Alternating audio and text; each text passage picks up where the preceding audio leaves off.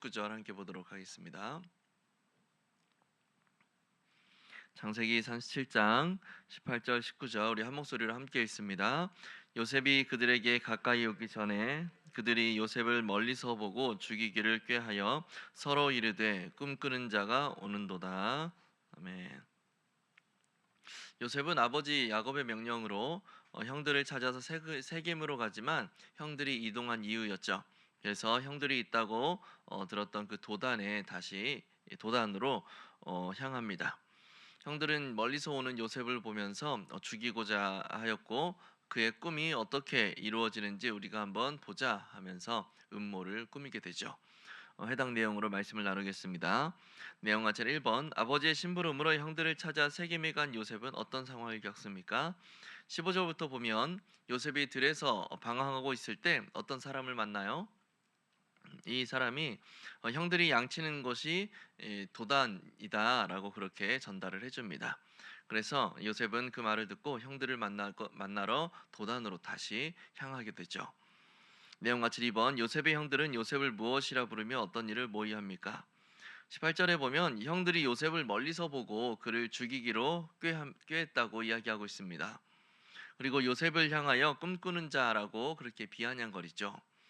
멀리서 저 멀리 있는데도 요셉인지 단번에 알아차렸다라는 것은 그만큼 요셉에 대한 미움이 이 형들에게 가득 차 있었다라는 것을 보여주는 대목이라고 할 수가 있습니다.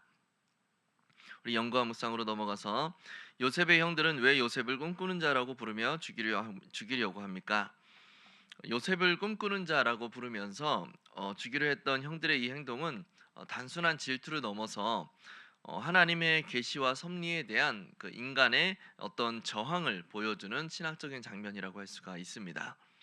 요셉의 꿈은 단순한 개인의 상상이나 개인의 꿈에 머무는 것이 아니라 하나님께서 요셉을 통해서 이스라엘 민족을 구원하시려고 하는 그 계획을 보여주는 계시의 성격을 지니고 있었어요. 요셉이 애굽의 총리가 된 후에 그 꿈은 실제로 정확하게 이루어지게 됐죠. 하지만 형들은 그 꿈이 자신들의 권위와 질서를 위협한다라고 느꼈고 결국 자신들은 의도하지는 않았지만 그렇게 의도한 건 아니지만 하나님의 뜻을 거스르려는 시도를 하게 되는 겁니다. 이는 인간이 하나님의 주권을 이해하지 못하고 자신의 관점에서 판단하며 또 행동하며 또 그 질투심과 분노 같은 감정에 사로잡힐 때 어떤 비극이 일어날 수 있는가라는 것을 보여주는 거예요. 그리고 그 인간의 시기심과 분노가 어떻게 하나님께 저항하도록 만드는지를 보여주는 좋은 일례가 되는 것이죠. 하지만 이 사건은 역설적으로 하나님의 뜻을 이루는 도구가 되기도 합니다. 형들의 악한 의도조차도 그 하나님의 그 섭리 안에서 요셉을 애굽으로 보내는 계기가 되었고 훗날 요셉은 형들과 온 가족들을 기근에서 구하는 구속의 통로로 쓰임을 받게 되는 거죠. 즉, 이 이야기는 인간의 죄와 또 하나님의 은혜가 어떻게 교차하며 결국 어떻게 하나님의 뜻이 이루어지는지를 보여주는 깊은 신학적 메시지를 담고 있다고 할 수가 있는 겁니다. 느낀 점입니다. 하나님의 계획에 무지하고 말씀에 불순종하며 자신들의 상처와 분노로 반응한 요셉의 형들을 보며 무엇을 느낍니까? 타인에 대한 그 질투와 미움, 또 상처와 분노로 인해서 의도했든 의도하지 않았든 하나님의 계획에 정면으로 대적하게 됐던 사례는 성경에서도 얼마든지 찾아볼 수 있습니다. 대표적으로 다윗을 향한 질투에 사로잡힌 사울 왕을 예로 들 수가 있겠죠. 사울 왕은 일평생을 자신의 왕권을 지키려고 하는데 혈안이 되었던 인물이에요. 자신의 삶에 강력한 대적이 바로 다윗이었죠. 그런 다윗을 죽이기 위해서 끊임없이 사울 왕은 집착했었고 그 집착은 다윗을 통하여 하나님의 왕국을 세우겠다고 하는 그 하나님의 계획에 정면으로 대치되는 행위였습니다. 그러나 하나님은 그런 사울의 위협과 집착을 오히려 다윗을 연단하고 훈련하는 데 사용하셨고 오직 하나님만을 의지하는 사람으로 다윗을 세워가는데 용이하게 하나님께서 사용하셨다라는 것을 우리는 성경의 전체적인 이야기를 통해서 살펴볼 수가 있죠. 어, 그렇다면 우리가 적용으로 넘어가서 내가 시기와 분노로 인해 하나님의 뜻과 말씀을 외면한 적은 언제입니까? 미움과 시기, 또 질투, 그리고 이로 인한 어떤 분노 등의 감정은 나의 눈을 멀게 한다라는 사실을 우리는 경험적으로 알 수 있습니다.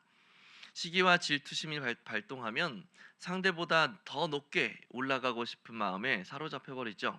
그렇게 되면 수단과 방법을 가리지 않고 상대방을 이기는 것에 마음을 쏟게 돼요. 누가 미워지게 되면 그 사람이 뭐 교회에서든 어디서든 좋은 일을 하는 것 자체도 다 미워 보이죠.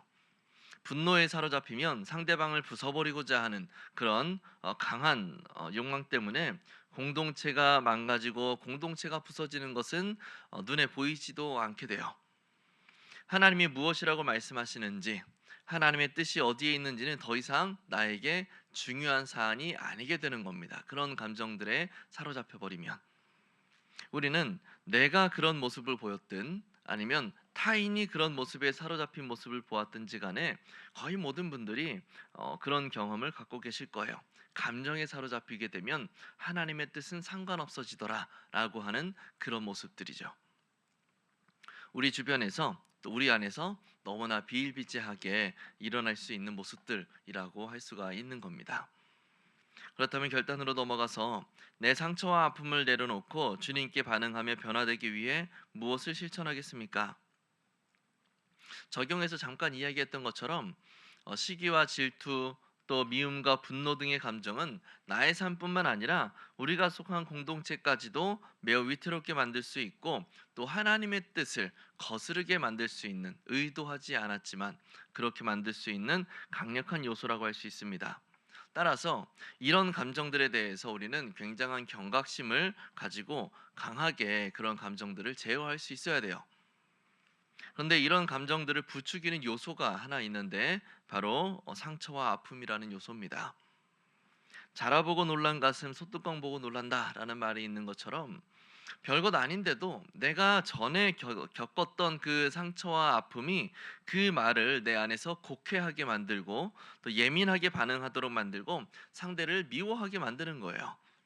그런데 이 상처와 아픔이라는 것이 어찌나 그 힘이 강력하고 또 순간적으로 역사하는지 상대방의 이 말이 무슨 의미인가라는 생각조차 할 틈을 주지 않고 그 즉시로 분노하게 만들고 화가 올라오게 만들어 버리죠. 따라서 우리에게 중요한 것은 그 상처와 아픔이 더 이상 덧나지 않도록 잘 아물게 만드는 작업이에요. 이 부분에 있어서 어느 심리학 박사님이 말씀하셨던 것 중에 하나가 있는데 아픈 기억을 종이에 솔직하게 한번 적어보고 그 종이를 흙에 묻거나 또 강물에 흘려보내는 그런 어떤 작은 의식을 통해서 큰 도움을 얻을 수 있다라고 그렇게 이야기를 하시더라고요. 여기서 중요한 것은 나의 그 아픈 기억을 그 상처를 솔직하게 적어 내려가야 된다라는 겁니다. 누구에게 보여줄 것도 아니고 또 이걸 모아서 책을 낼 것도 아니니 꾸며내거나 뭐 아름다운 말로 그렇게 기록할 필요도 없어요.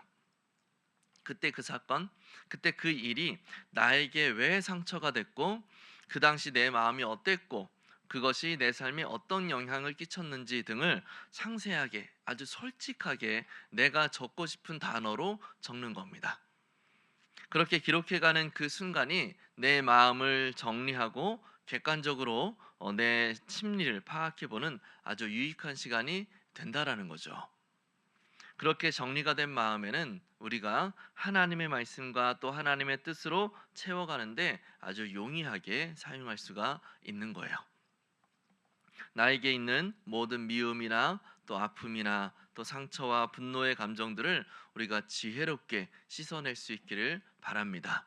우리가 이것을 통해서 그렇게 깨끗이 씻어낸 그 자리에 하나님의 뜻과 또 하나님의 말씀으로 채워가며 더욱 성숙한 하나님의 백성으로 살아갈 수 있기를 예수님의 이름으로 간절히 축복합니다. 기도하겠습니다. 오늘 말씀을 기억하면서 먼저 부정적 감정을 지혜롭게 씻어내고 그 자리에 하나님의 뜻과 말씀으로 채워가게 하옵소서. 또 내 마음과 분노를 내려놓고 하나님의 계획과 꿈에 순종하며 살아가게 하옵소서. 또 8월 집중 기도 제목입니다. 사람의 의나 세상의 방식이 아닌 주님만 바라보며 기도와 헌신으로 공사를 감당하게 하옵소서. 순결한 동기로 교회를 섬기는 충성된 일꾼들이 세워지게 하옵소서. 이와 같은 기도 제목으로 기도하시고 개인 기도하시고 자유롭게 돌아가시면 되겠습니다. 주여 한번 부르고 기도합니다. 주여. 하나님, 우리를 무너뜨리며 또 하나님의 뜻을 거스르게 만드는 우리 안에 있는 부정적 감정들을 지혜롭게 씻어낼 수 있도록 하나님 붙들어 주시옵소서. 그 감정들로 인하여서 분노하지 않게 하시고, 그 감정들로 인하여서 무너지지 않게 하시고, 예민해지지 않게 하시고, 하나님 그 감정들을 잘 씻어내고 그 씻어낸 자리에 하나님의 뜻과 말씀으로 거룩하게 채워갈 수 있는 주님의 신실한 백성, 성숙한 백성들 될 수 있도록 하나님 붙들어 주시옵소서.